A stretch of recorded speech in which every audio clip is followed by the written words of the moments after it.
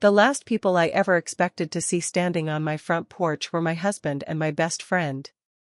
6 months earlier, they had walked out of my life together without looking back. Now they looked like strangers. David's shoulders, once so straight with confidence, sagged beneath a wrinkled navy jacket. Linda's perfectly styled blonde hair was pulled into a careless ponytail, and the expensive designer handbags she used to collect had been replaced by a worn canvas tote hanging from her shoulder. Neither of them smiled. David cleared his throat. "Sarah, could we talk?" For a moment, I simply stared at them through the glass storm door. 6 months ago, I would have begged for this moment. I would have prayed for David to come home. I would have imagined him apologizing, saying he'd made the biggest mistake of his life. But standing there in my new home, with sunlight spilling across the hardwood floors and the scent of fresh coffee drifting from the kitchen, I realized something that surprised even me. I didn't miss him anymore. Not even a little. Funny how life works. Sometimes losing everything is exactly what saves you. My name is Sarah Mitchell, and at 54 years old, I thought I knew exactly how the rest of my life would unfold. I thought I'd grow old beside the man I'd loved since I was 26. I thought my best friend of more than 30 years would always be the person I called first when something wonderful happened, or when my world fell apart. I was wrong about both of them. But before I tell you why they were standing on my porch that autumn afternoon, I have to take you back to the day my ordinary life quietly began to fall apart. It started on a Saturday morning. Nothing dramatic. No screaming. No warning. Just tiny cracks that I convinced myself were normal. David was sitting at the kitchen island, scrolling through his phone while I made blueberry pancakes. We'd had the same Saturday breakfast tradition for almost 20 years. The coffee was brewing. The radio played soft classic rock. Outside, golden leaves drifted across our backyard. It should have felt peaceful. Instead, the silence between us felt strangely heavy. "You've been working a lot lately," I said, sliding a plate in front of him. Without looking up, he murmured, "Big project." That was becoming his favorite answer. Big project. Late meeting. Business dinner. Client emergency. The explanations always sounded reasonable. After 26 years of marriage, you don't immediately assume the person you love is lying. You assume they're tired. You make excuses because trusting them is easier than questioning everything. A few minutes later, his phone buzzed. He smiled. Not a polite smile. Not the distracted grin people give funny videos. It was the kind of smile I'd fallen in love with decades earlier. Warm. Genuine. Alive. I hadn't seen him smile like that at me in months. When he noticed I was watching, he flipped the phone face down. "Work," he said quickly. I nodded. I wanted to believe him. That afternoon, my best friend Linda stopped by with coffee from our favorite cafe. She let herself in without knocking, just as she had done for years. "If anyone asks," she laughed, holding up the cups, "we're calling this emotional support caffeine." I hugged her tightly. Linda had been part of nearly every important memory in my adult life. She stood beside me at my wedding. She held Olivia while I recovered from childbirth. She cried with me when my mother died. She celebrated birthdays, anniversaries, promotions, holidays. She wasn't just my best friend. She was family. Looking back now, that's the part that hurts the most. You expect strangers to betray you. You never expect family. Linda glanced toward the hallway. "David home?" "He had another meeting." She rolled her eyes dramatically. "He works too much." I laughed. I've been saying that. Neither of us knew how ironic those words really were. Or maybe one of us did. Over the next several weeks, little things continued piling up. David became protective of his phone. He started dressing better for work. New cologne. New shirts. He joined a gym after saying for years he didn't have time. He laughed less at home. More somewhere else. Meanwhile, Linda seemed unusually interested in my marriage. Are you two okay? Does David seem distant? When was your last vacation together? At the time, I thought she was being supportive. Now I realize she wasn't asking because she didn't know. She was asking because she already had the answers. The first real crack appeared during Olivia's birthday dinner. Our daughter had invited both of us to her apartment in Minneapolis. She'd spent hours cooking homemade lasagna, insisting she wanted everyone together. For a little while, everything almost felt normal. David joked with Olivia. Linda complimented the food. We laughed over old family stories. Then Olivia disappeared into the kitchen to grab dessert. I followed to help. When we returned, David and Linda stopped talking so abruptly the silence echoed through the room. Neither of them looked at me. Linda reached for her water glass with trembling fingers. David suddenly became fascinated by the centerpiece on the table. It lasted maybe 2 seconds. But sometimes 2 seconds are enough to change your entire life. Driving home, I asked David if everything was okay. He kept his eyes on the road. Of course. You and Linda got awfully quiet. You imagine things. I apologized. I actually apologized. That's one of the hardest memories to live with. Not because I was wrong. Because I doubted myself instead of trusting my instincts. A week later, Linda invited me shopping. As we wandered through a department store, she insisted I try on a beautiful emerald green dress. It makes your eyes sparkle, she said. I admired myself in the mirror. For the first time in months, I actually felt attractive. When I stepped out of the fitting room, Linda smiled almost sadly. You deserve someone who notices how beautiful you are. The comment caught me off guard. What do you mean? Oh, nothing. She looked away. I just think women forget themselves after years of marriage. I laughed awkwardly. I suppose we all do. She squeezed my hand. I hope you're happy, Sarah. At the time, I thought it was a kind thing to say. Now I hear it differently. It sounded less like encouragement. And more like guilt. The truth finally arrived on a rainy Thursday afternoon. I wasn't searching for evidence.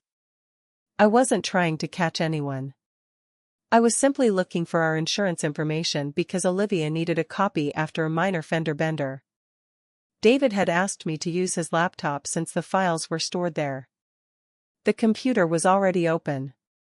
An email notification appeared in the corner of the screen. It wasn't the sender's name that froze me. It was the preview.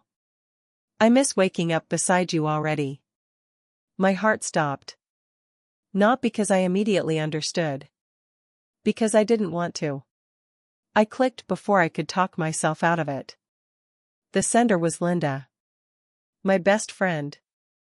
The message wasn't vague. It wasn't flirtatious. It wasn't something that could be misunderstood.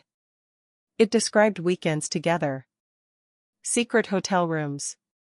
Plans for a future they were already building. And one sentence I will never forget for as long as I live. Once Sarah knows, we won't have to hide anymore. At that exact moment, I realized I wasn't reading about a possibility. I was reading about a decision they had already made. I don't remember how long I sat there staring at the screen. Maybe 5 minutes.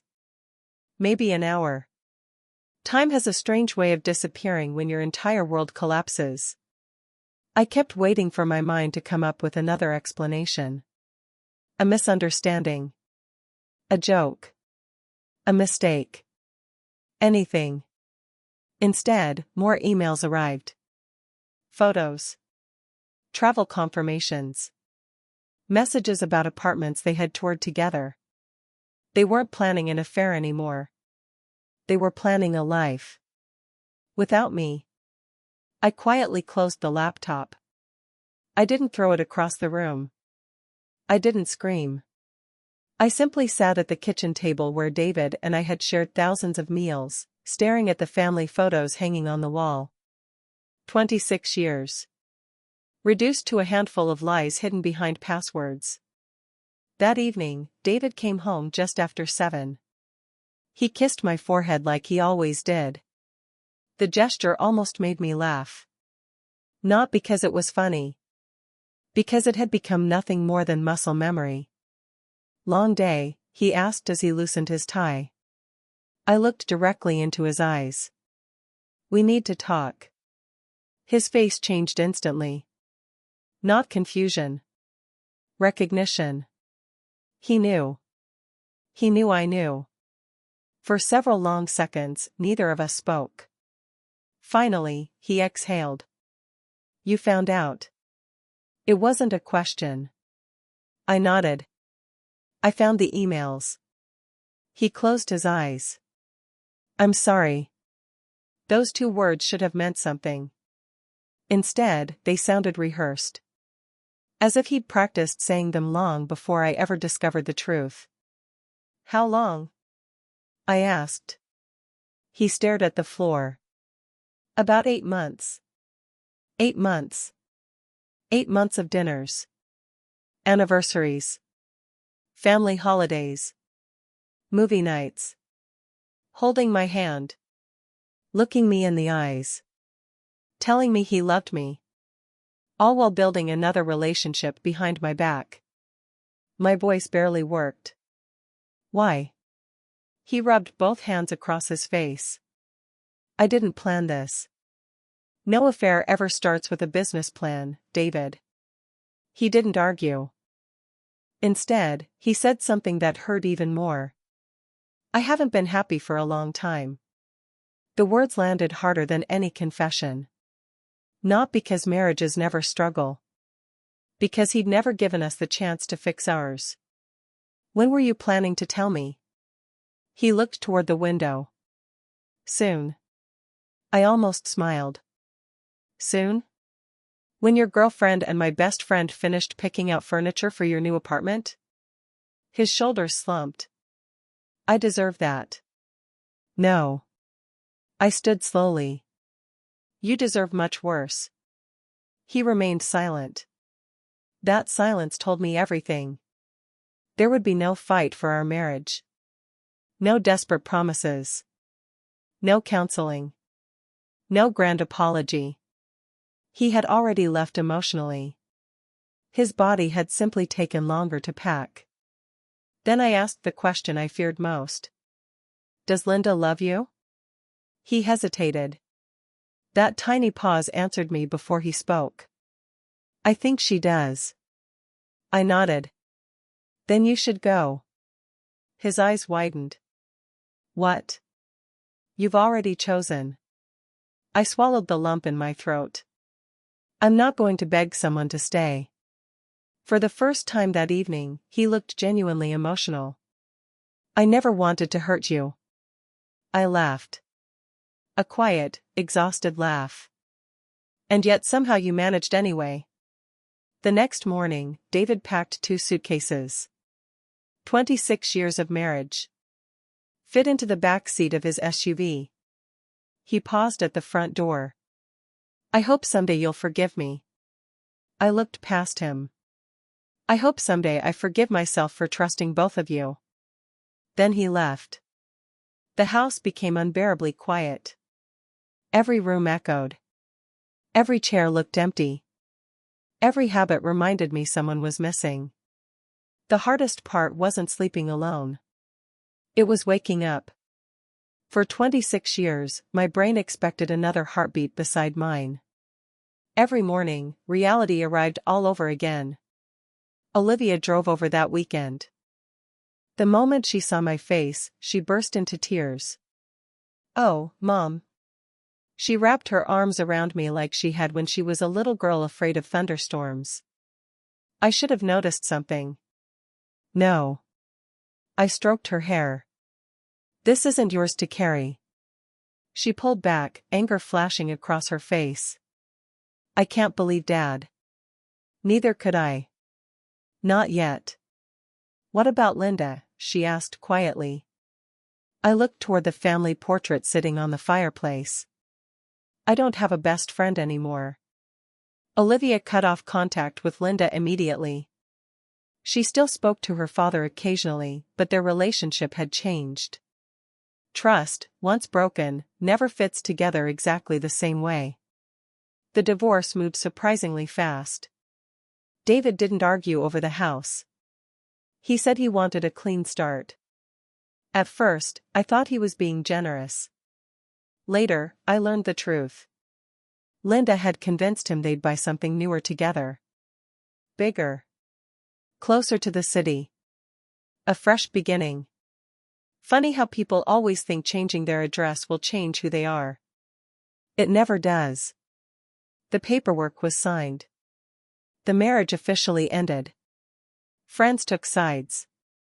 Some disappeared completely. Others quietly admitted they'd suspected something but hadn't known how to tell me. Those conversations hurt almost as much as the betrayal itself. One rainy afternoon, about a month after the divorce, I wandered into the attic looking for empty boxes. Instead, I found something I'd forgotten existed. An old wooden portfolio. Inside were dozens of paintings. Landscapes. Portraits. Still life studies.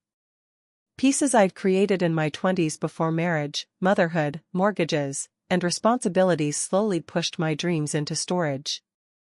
I ran my fingers across dried brushstrokes. I couldn't remember the last time I'd painted. 28 years. 28 years since I'd created something simply because it made me happy. I carried the portfolio downstairs. For the first time in weeks. I smiled. It wasn't a big smile. Just enough to remind me that somewhere beneath the heartbreak, the woman I used to be was still alive. That evening, I drove to an art supply store. Walking through the aisles felt strangely intimidating. So many colors. So many brushes. So many possibilities. The young cashier noticed my uncertainty. Starting something new? I smiled softly.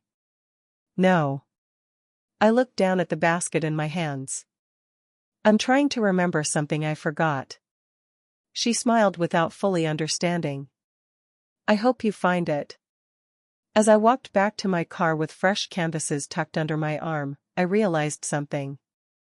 For the first time since David walked away, I wasn't thinking about him. I was thinking about tomorrow. And that tiny shift changed everything. The first painting took me almost 12 hours. Not because it was complicated. Because I kept stopping. Every brushstroke brought back a memory. The little studio apartment where I painted in my 20s. The tiny art shows David used to attend before we had children. The promises we made about traveling after retirement. The dreams we quietly traded for practical lives. When I finally stepped back, I didn't see a masterpiece. I saw proof that I was still capable of creating something beautiful. That mattered more than perfection. So I painted another. And another. Soon my dining room looked more like an art studio than a place to eat. Canvases leaned against every wall. Paint tubes covered the table. Music played softly for hours while sunlight streamed through the windows. For the first time in years, the house didn't feel empty. It felt alive. A few weeks later, Olivia stopped by after work. She froze in the doorway. Mom. Her eyes swept across the paintings. When did you do all of this? I laughed. I guess I've been keeping busy. She walked slowly around the room, studying each piece. I forgot how talented you are. So did I. She hugged me tightly. I'm proud of you. Those 4 words meant more than she could ever know. Not because I needed approval. Because someone I loved could finally see the woman I was becoming instead of the one who had been abandoned. A month later, Olivia convinced me to visit a small local art gallery. "I know the owner," she said. "Just let her look. I don't think my work is good enough." "You've spent your whole life saying that." She smiled gently. "Maybe it's time you stop." The gallery owner, Emma Rodriguez, welcomed us with a warm smile. She looked through my portfolio without saying much. Every few paintings, she'd pause a little longer. Tilt her head. Step closer. Finally, she closed the portfolio and looked directly at me. "Who taught you to paint?" "I studied art in college." "And then?" "I got married." Emma nodded as if I'd answered a question she'd heard many times before. "What happened to the artist?" "I suppose life happened." She smiled kindly. "No." She tapped the portfolio. "The artist never left. She was just waiting." A month later, 3 of my paintings sold during a weekend exhibition. I cried when Emma called. Not because of the money. Because someone I'd never met had looked at something I created and wanted to take it home. It felt like the first genuine compliment I'd received in years. Emma encouraged me to create more. She helped me build a website. She introduced me to collectors. She insisted I price my work fairly instead of apologizing for it. Little by little, my confidence returned. Not overnight. Healing never works that way. Some mornings I still reached for my phone before remembering there was no one waiting to text me good morning. Some nights I still dreamed about the life I'd lost. But those moments became less frequent. The grief no longer controlled every hour. Then something unexpected happened. One of my paintings was featured in an online magazine highlighting emerging artists over 50. Within days, inquiries poured in from across the country. A couple in Oregon purchased a landscape. A retired teacher in Florida bought 2 floral paintings. A hotel in Colorado commissioned a series for its lobby.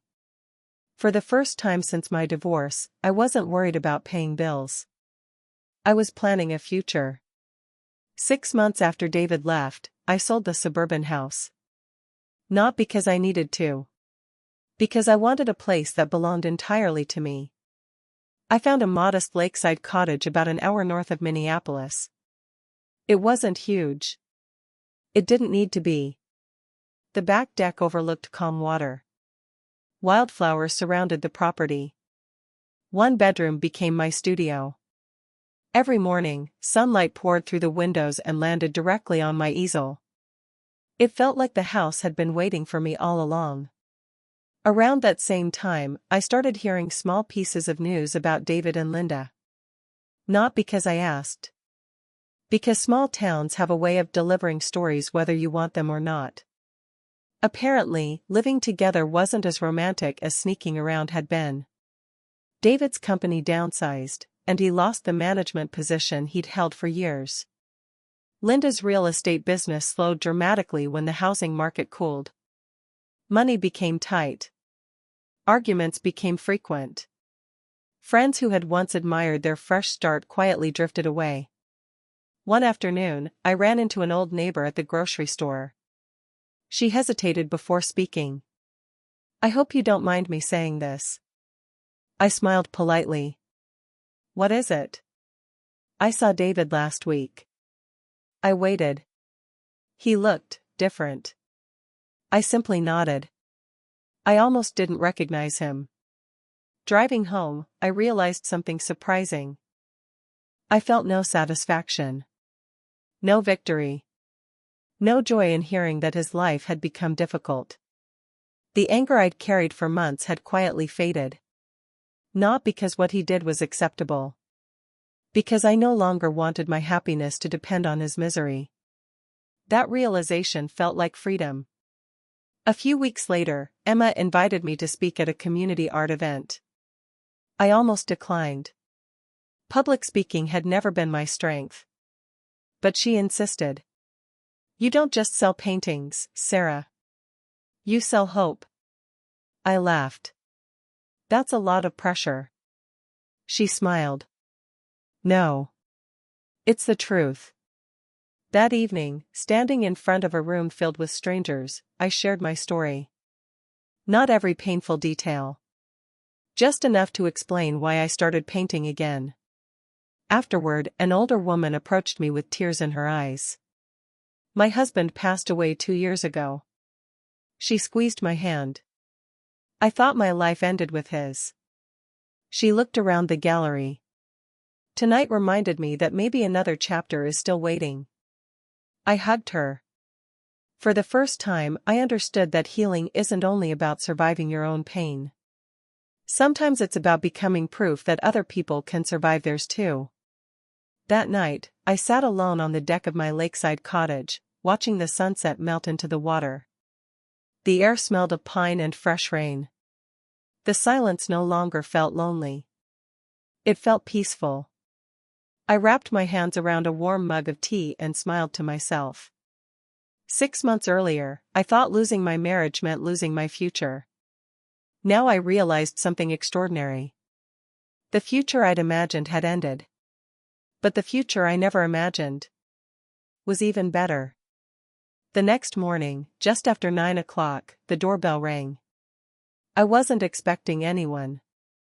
I set down my paintbrush, wiped my hands on a towel, and walked toward the front door. Through the glass, I saw 2 familiar faces. David and Linda. They looked nothing like the confident couple who had walked away together 6 months before. David's eyes were tired. Linda looked pale. For a long moment, none of us moved. Then David quietly said the words I never expected to hear. "Sarah, we need your help." For a few seconds, I simply stared at them through the glass. 6 months earlier, this was the moment I had dreamed about. I had imagined David realizing he had made the biggest mistake of his life. I had imagined Linda feeling guilty for betraying 30 years of friendship. Back then, I thought that moment would heal me. Standing there now, I realized something unexpected. I didn't need it anymore. I opened the door. "Hello." David shifted awkwardly. "Can we come in?" I stepped aside. Neither of them spoke as they entered. Their eyes wandered around the living room, stopping on the paintings hanging from the walls. Linda finally broke the silence. "This place is beautiful." "Thank you." There was no bitterness in my voice. Just honesty. David noticed a framed newspaper article on the fireplace. The headline read, "Local artist finds national success after starting over at 54. He looked at me with quiet surprise. I had no idea. I smiled gently. There are a lot of things we don't know about each other anymore. We sat around the kitchen table. A different table.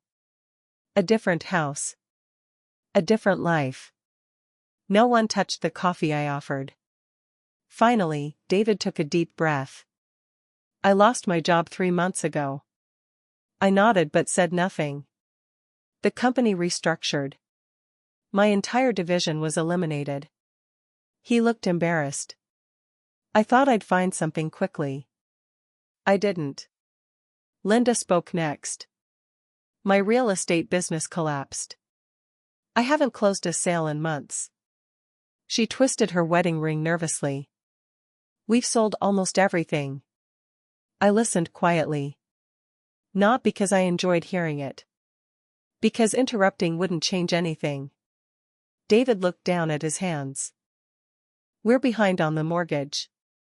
The bank starts foreclosure proceedings next month." The room became silent again. Finally, he looked up. "I know I have no right to ask you for anything. But..." He couldn't finish. Linda wiped away a tear. "We're hoping you might lend us some money." There it was. The reason they had come. Not for forgiveness. Not for friendship. Not because they suddenly remembered how much they had hurt me. They needed help.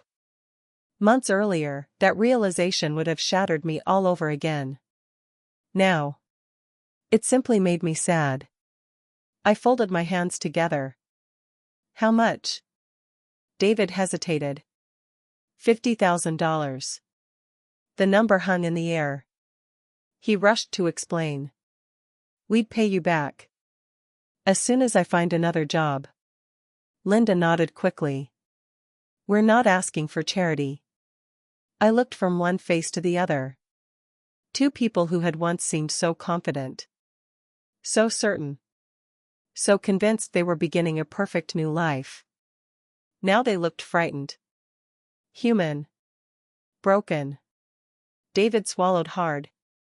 I know I don't deserve your kindness. No, I said softly. You don't. Neither of them argued.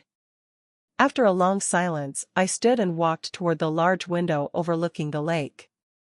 The water reflected the afternoon sunlight like polished glass. 4 months after they left, I had imagined dozens of revenge fantasies. I imagined humiliating them. Slamming the door in their faces.